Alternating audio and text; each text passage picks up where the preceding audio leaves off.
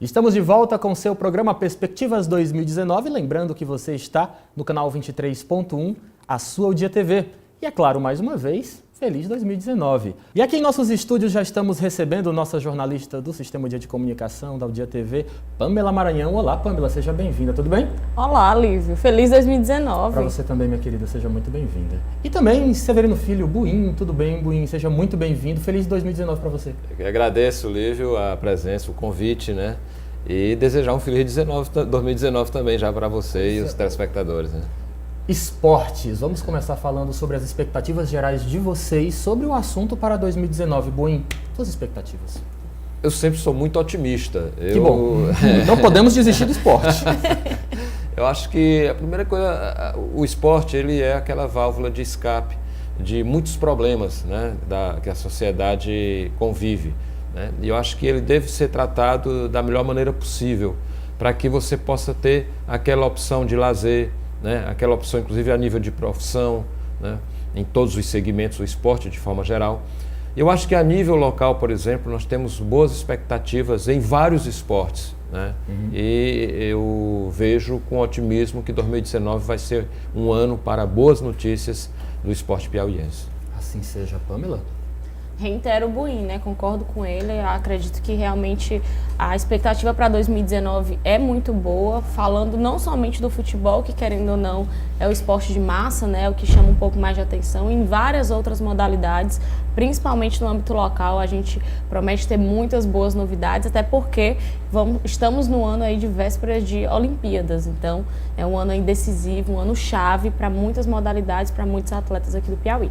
Vamos começar logo a tocar nas nossas feridas. Em 2018 nós tivemos um Verdão fechado, nós tivemos um Albertão muito explorado porque era a nossa única casa disponível e um Lindolfo Monteiro parado para reformas. Investir em infraestrutura para o nosso esporte, lembrando também até de uma questão que Pamela destacou, inclusive, o nosso time do Altos vai treinar em Campo Maior porque às vezes o estádio precisa de um reforço, precisa ser revigorado. Infraestrutura é uma tendência para 2019? Nós precisamos olhar com mais cuidado para a infraestrutura do esporte? Totalmente, totalmente. Ou se para pensar nos investimentos que são de imediata necessidade dentro desse segmento, ou você tem tendência a tropeçar. Por quê? Primeira coisa, eu preciso de espectador, eu preciso de público. Então eu tenho que dar uma boa estrutura para receber esse público. Como é que estou vendendo uma mercadoria e o cara lá vai ter dificuldade se ele quer ir ao banheiro, se ele quer se sentar num lugar mais confortável, se ele quer levar a criança para fazer um lanche melhor. Tudo isso ele tropeça numa infraestrutura que deixa muito a desejar. E as praças de esportes fechadas, esse aí você muito mais grave, porque você está tolhendo a juventude, o atleta, o profissional daquela área de estar atuando em situações melhores, como no caso do Verdão. Quer dizer, você vai buscar opções até fora de Teresina. Até fora de Teresina. Quantas competições nacionais deixaram de vir para Teresina no futebol de salão, no vôlei, no basquete, por falta de uma estrutura, de uma infraestrutura, de um local adequado, né? Então isso mexe muito com o esporte. Acho que esse problema é o mais grave, é o que precisa de imediatamente ser resolvido ou minimizado para que nós possamos ter as outras coisas andando paralelamente. Pamela, você viu de perto isso, não é isso? É, exatamente. Eu acredito que dá para a gente destacar 3 pontos quanto a essa situação. Primeiro, que é um problema muito antigo do Estado, não é de hoje, né? Quem acompanha o esporte piauiense sabe que esse imbróglio em torno dessas 3 praças em específico, ele é uma novela gigantesca. Tanto é que o Albertão e o Lindolfo se revezam em anos. Um ano você usa o Albertão, no outro ano você usa o Lindolfo. As duas praças nunca estão disponíveis. Ou tem um estádio aberto e o outro um estádio aberto, outro fechado e vice-versa. Porque uma é sempre sobrecarregada enquanto a outra é Exatamente. O Verdão foi aberto esse ano, mas aquele aberto em aspas, né? Faltando muita coisa, recebeu algumas competições locais, estaduais, que foi o caso dos 2 campeonatos, o piauiense feminino e o também masculino, e recebeu uma competição nacional, mas andou longe de ter a estrutura que foi prometida quando foi fechado para a reforma. E falando de perspectiva, O Lindolfo se tem uma expectativa muito grande que ele realmente seja reaberto e reutilizado para essa temporada de 2019, até porque a Federação de Futebol do Piauí se envolveu na situação e eu acredito que está mexendo os pauzinhos para que a competição, principalmente o piauiense e a Copa do Nordeste, no caso, para a equipe do Altos, possa acontecer lá no Lindolfo Monteiro. A expectativa é que o Albertão, nesses primeiros meses, fique fechado por conta de algumas reformas mínimas e depois seja utilizado para o jogo da Copa do Brasil, pelo menos por parte da equipe do River.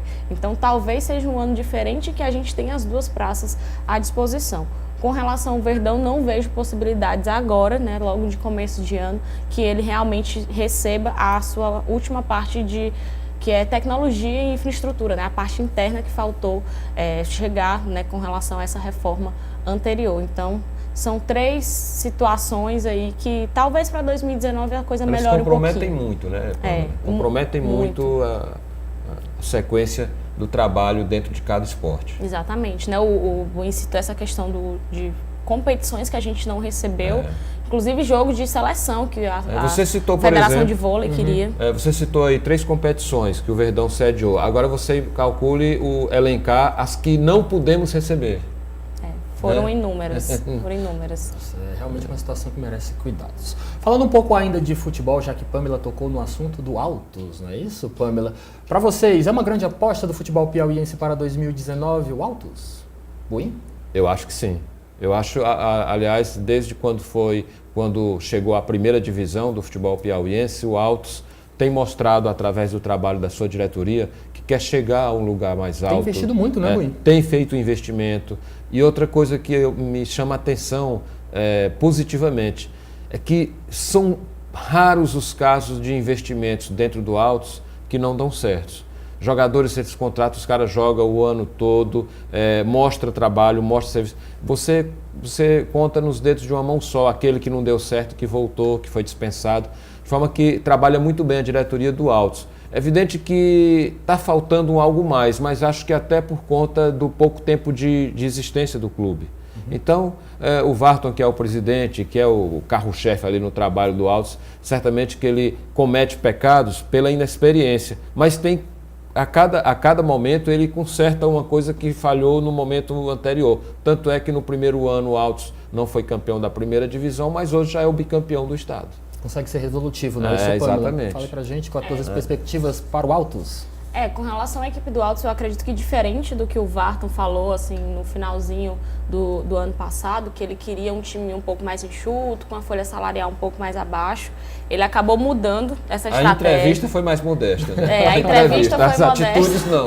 Não, eu acredito que ele vem com força total, né? Para esse ano de 2019. Ele já bateu na trave algumas vezes com relação ao acesso, né? Ele chega ali numa quarta de final, na oitava de final. Peca por detalhe, como o Buin acabou destacando, e esse ano não, ele está montando uma equipe para realmente conseguir o acesso para a Série C, para ser tricampeão piauiense, né, é um dos grandes objetivos, e eu acredito que a gente falando de pré-temporada é um time que larga à frente, porque começou a treinar no dia 3 de dezembro, com toda uma estrutura, tem um treinador que deu para perceber que é um cara que já trabalha bem, buscou conhecer bastante seu elenco, e outro diferencial com relação às outras equipes.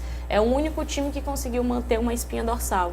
Ele tem ali aqueles 8, 9 atletas que já estão vestindo a camisa do clube há muitas temporadas. E isso faz muita diferença. De resto, procurou contratar atletas que já jogaram juntos em outros clubes ou que são conhecidos do futebol piauiense por ter jogado contra o próprio Altos. Então, sai à frente pelo fato de estar fazendo uma pré-temporada mais longa, como deve ser feito, né, que é o indicado, e pelo fato aí de ter um time mais entrosado e um time experiente. Mas eu queria compartilhar aqui com você também, com Pamela também, porque eu tenho ouvido com bastante frequência: eu sou o Altos, o altoense por onde eu passo. Então eu acredito que o time já conseguiu também uma vertente muito importante, que é começar a cativar aos poucos a sua torcida. A torcida é importante, não é isso? O que é que nós podemos fazer para atrair cada vez mais as torcidas, além de investir em infraestrutura para bem recebê-los? Resultado. Opa! Ou você ganha jogos e títulos, ou você vai ter a torcida distante. Por que a torcida do Altos? A torcida do Altos, ela acaba o estoque de camisas do clube que é colocado à venda. Por quê? Porque ele faz questão de colocar aquela camisa porque é um time vencedor. Verdade. Tá certo? Então, no momento em que você conquista os resultados, você vai ter o torcedor no estádio, vai ter o torcedor discutindo sobre o seu clube, vai ser o torcedor comprando a camisa, comprando aquilo. Mas no momento perto do ídolo, né? Criando ídolos, forjando ídolos ali, o torcedor. Agora, no momento em que você não tem resultados positivos, aí você vai ter o afastamento do torcedor. Bom, no ano de 2018 eu conversei muito com Pamela Maranhão em estúdio, foi um assunto que eu particularmente quis abordar muito com ela e nós discutimos muito essa questão. E nós temos um exemplo muito bacana aqui no estado do Piauí, que é o do Matheus Rocha, que cresceu nas bases do Palmeiras e já está começando a se destacar, ganhar seu espaço no time principal, bases do Piauí. Nós temos que investir, é uma tendência, uma perspectiva para 2019, investir em nossas categorias de base aqui no estado. Eu acho que ou você modifica a forma de trabalhar com a categoria de base nos nossos clubes que trabalham com futebol profissional, ou você vai continuar tendo que buscar jogadores de outros estados com maior despesa, salários mais altos, enfim. Não que você vá pagar um salário baixo para o atleta da casa, mas eu digo, no contexto geral, ele vai sair muito mais caro. Sim. Porque ou você, e todos os clubes grandes trabalham com base, ou você dedica uma atenção especial às categorias de base, principalmente àquela categoria que é imediatamente inferior à do time principal, que é o atleta de 18 anos, 19, 17. Esse precisa de uma atenção extremamente maior. Por isso que eu defendo um campeonato sub-20, sub-19 de 6 meses, de 4, 5 meses. O campeonato de um mês, eu acho que não dá tempo do atleta desenvolver seu potencial. E não motiva a própria equipe a investir na categoria. Exatamente. Aí ele fica o resto do ano sem poder jogar, porque estão fazendo campeonato sub-17, sub-15, sub-13, e o cara lá de 18 anos parado sem poder jogar. E no final das contas, o cara é artilheiro de um campeonato onde ele jogou 3 partidas, para o artilheiro do campeonato, com 3 gols. Já pergunta até se era zagueiro. Sim. Então, eu acho que esse tratamento com a base ele tem que acontecer de forma muito mais carinhosa, muito mais lúcida por parte dos clubes profissionais. E completando essa informação do Buin, a fala do Buin, eu acredito que falando de 2019, né, já que é perspectiva, sim, claro. O River é o clube que melhor veste a carapuça quando o assunto é base. É um time que esse ano está apostando alto, né, está brigando para voltar às cabeças, que é tentar buscar novamente ter títulos estaduais, mas está fazendo um time mesclado, né? Formou um time mesclado. De 25 jogadores, tem pelo menos 12 que são da categoria de base, inclusive meninos que vão estar disputando a Copa São Paulo de Futebol Júnior a partir dessa semana. Então, realmente é um investimento diferente aqui dentro do estado. O River está fazendo um trabalho diferente. Completamente oposto do próprio história do River. Do histórico do River. O River nunca teve histórico de trabalhar a base. Porque já percebeu, né, que do futuro sai das bases, né? Isso você não pode pensar em futuro. É o principal argumento do presidente Genivaldo.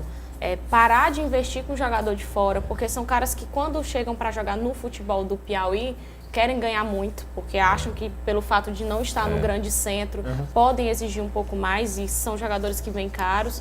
E o fato de pegar meninos da base e investir nesses meninos, fazer com que eles cheguem no profissional com condições físicas e até emocionais para estar vestindo aquela camisa. E com amor à camisa, né?